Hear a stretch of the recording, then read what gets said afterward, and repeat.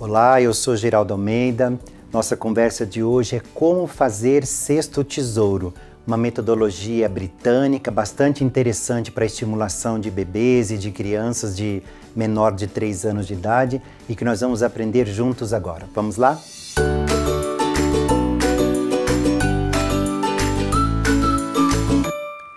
Bem, agora nós vamos começar a entender a construção do cesto tesouro. Acho que é bem importante, antes de aprender a montagem do cesto tesouro, dar crédito a quem deve ter o crédito. Muitos educadores pensam que esta prática pedagógica é de Montessori.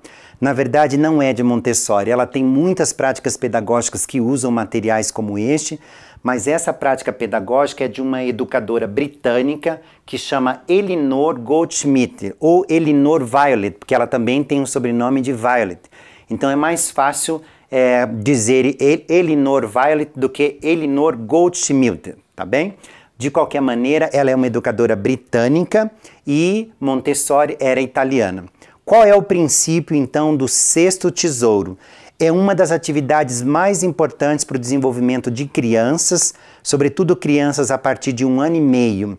Normalmente, os cestos tesouros são feitos de materiais crus, sem cores e sem fabricação, sem manufatura. Por quê? Porque estes materiais, ditos materiais naturais, eles trazem texturas diferenciadas. O que a gente não pode fazer num cesto tesouro? Na verdade, tudo é possível. Eu sempre lembro que não é bacana montar um cesto tesouro só com elementos plásticos, porque o plástico ele tem a mesma textura e com a mesma textura a criança acaba não tendo muita manipulação e muitas formas para explorar. Então o primeiro material natural que eu vou pôr aqui dentro do cesto é o algodão. Então vejam vocês, estou colocando um punhado de algodão. Este material aqui, lembrando, é para manipulação da criança a partir de 1 ano de idade. O cesto, eu estou usando um cesto que não tem aquelas arestas que a criança poderia se cortar, se machucar. Todo cesto tesouro deve ser feito com um cesto de vime ou de bambu ou de um material parecido com esse, sempre da cor crua. Eu estou usando o algodão porque não há nenhum outro material na natureza que tenha a textura do algodão. Somente o algodão a gente deve utilizar, então, com essa textura.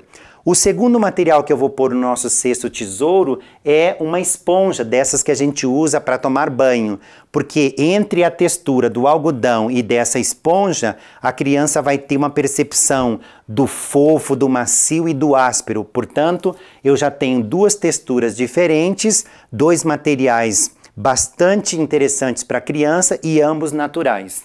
O terceiro material que eu vou pôr são estas pinhas.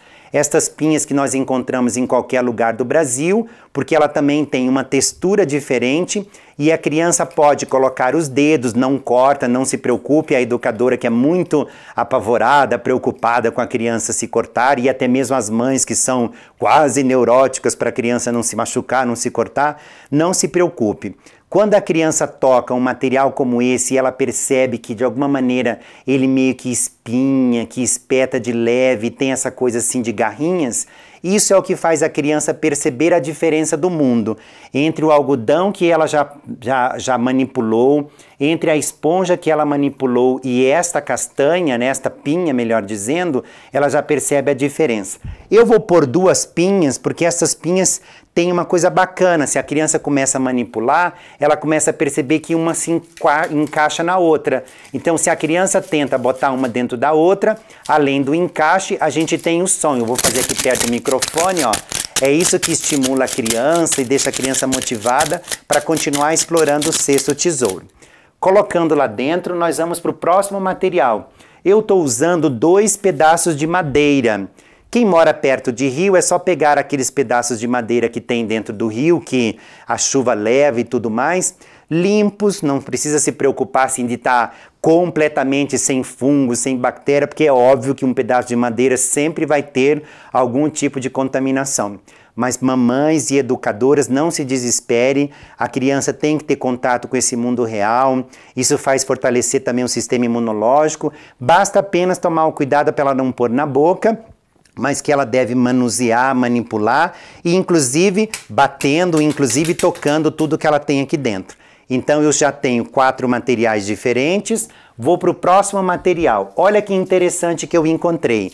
Aqui eu tenho um galho cheio de castanhas, cheio de vagens, e dentro delas eu tenho sementes. Se eu balançar aqui perto do microfone, vocês vão ouvir o barulho que elas fazem, essas sementinhas ali presas dentro.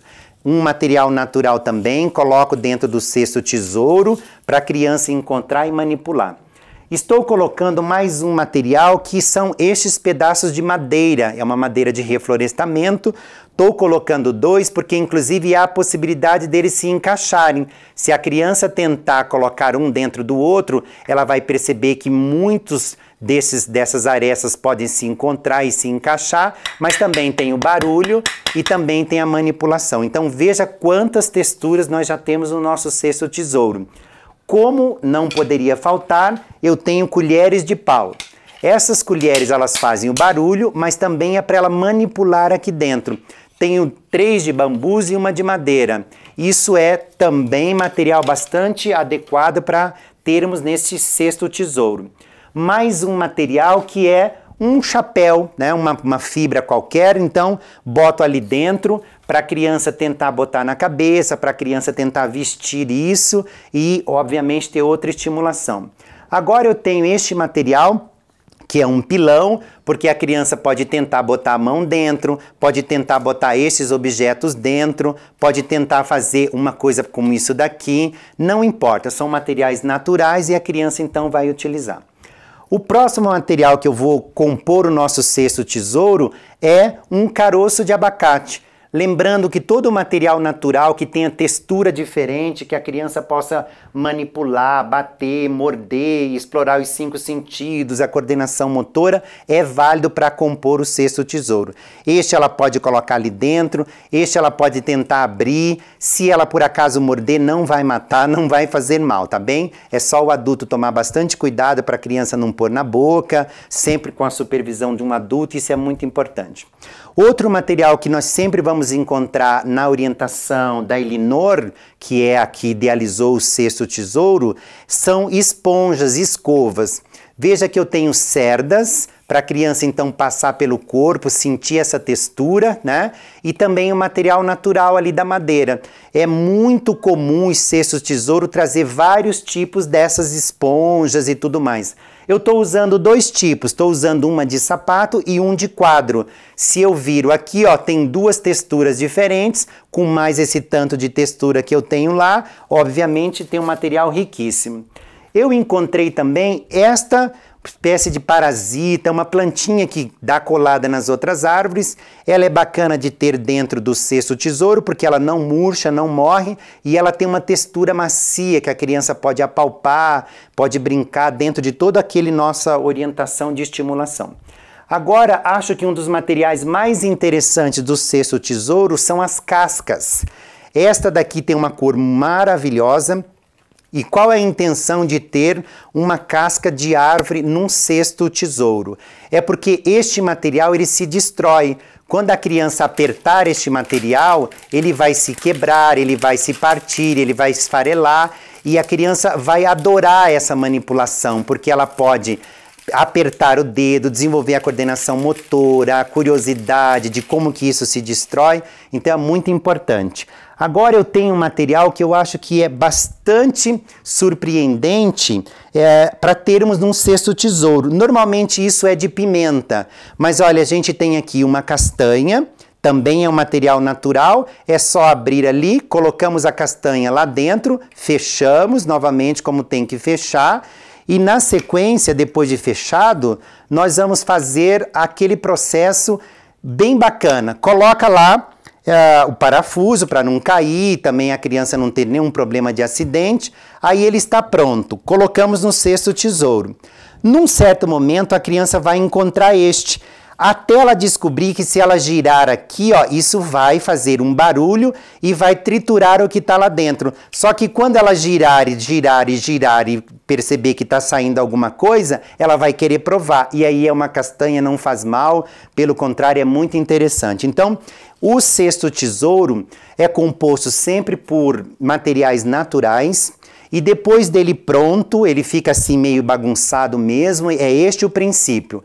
Este sexto tesouro pronto, para onde que ele vai, como é que nós trabalhamos?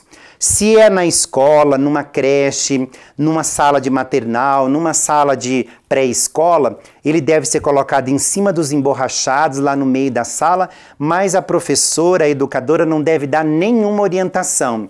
Leva ele, coloca lá no meio da sala de aula e deixa as crianças explorarem. Se é em casa, o papai e a mamãe monta o sexto tesouro, coloca todos os materiais dentro e coloca no chão por onde a criança passa.